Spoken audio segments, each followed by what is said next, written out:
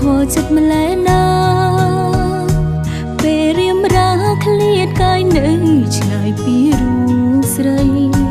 ដឹងតែម្នាក់នេះចង់មានបងក្បែររាល់ថ្ងៃតែនិស័យពេលរៀបត្រីឲ្យយើងឃ្លាតឃ្លាសុំលឹងមើលចាំកាន់តែនឹកបងអូនបនសងសូមជួបបងទូពេលនិនត្រីធ្វើអ្វីក៏ព្រមសុំត្រឹមមានបងគ្រប់គ្រានៅក្បែរគ្នាទោះជាស្លាប់ក៏សុខចិត្តដែរក្រៅពីសរសេរស្ទើរធូរមានអ្វីចំនួនដើម្បីកុំឲ្យចិត្តរងគ្រោះព្រោះនឹកស្នេហ៍បើមានស្លាប់អូននឹងហើជួបមីម៉ែព្រោះអារម្មណ៍ស្នេហ៍តែបងគ្មានគេផ្សេងណាតើបងធ្លាប់យល់ពីអារម្មណ៍ម្នាក់នេះទេគេតែងតែនឹកបងបារម្ភពីបងចង់នៅក្បែរបងដឹងអត់ថានាងស្រឡាញ់បងខ្លាំងណាស់សង្ឃឹមថារាល់ស្តាទូដែលអូនបានសរសេរបងនឹងបានឃើញហើយបានយល់ពីចិត្តរបស់អ្នកសរសេរដែរសូមលឹងមើលច័ន្ទកាន់តែនឹកបងអូនបនសងសូមជួបបងទូពេលនិនត្រីធ្វើអ្វីក៏ព្រមសុំត្រឹមមានបងគ្រប់គ្រានៅក្បែរគ្នាទោះជាស្លាប់ក៏សុខចិត្តដែ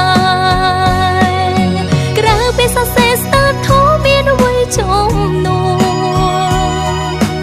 ដើម្បីកុំឲ្យចិត្តរងគ្រោះព្រោះនឹកស្នេហ៍បើមានស្លាប់អូននឹងហើជួបមីម៉ែព្រោះអារម្មណ៍ស្នេហ៍តែបងគ្មានគេផ្សេងឡើយ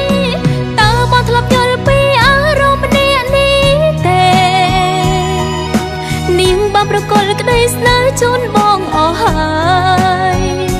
បងត្រូវថែរក្សានាងកុំឲ្យធ្លោធ្លោយថ្ងៃមុខថ្ងៃក្រោយកុំមិនដោយឲ្យនាងទឹកភ្នែកក្រៅពីសរសេរស្ទើរធូរមានអ្វីចំនួនដើម្បីកុំឲ្យចិត្តរងគ្រោះព្រោះនឹកស្នេហ៍បើមានស្លាប់អូននឹងហើជួបមីម៉ែព្រោះអារម្មណ៍ស្នេហ៍តែបងគ្មានគេផ្សេងឡើយតើបងធ្លាប់យល់ពីអារម្មណ៍នេះទេ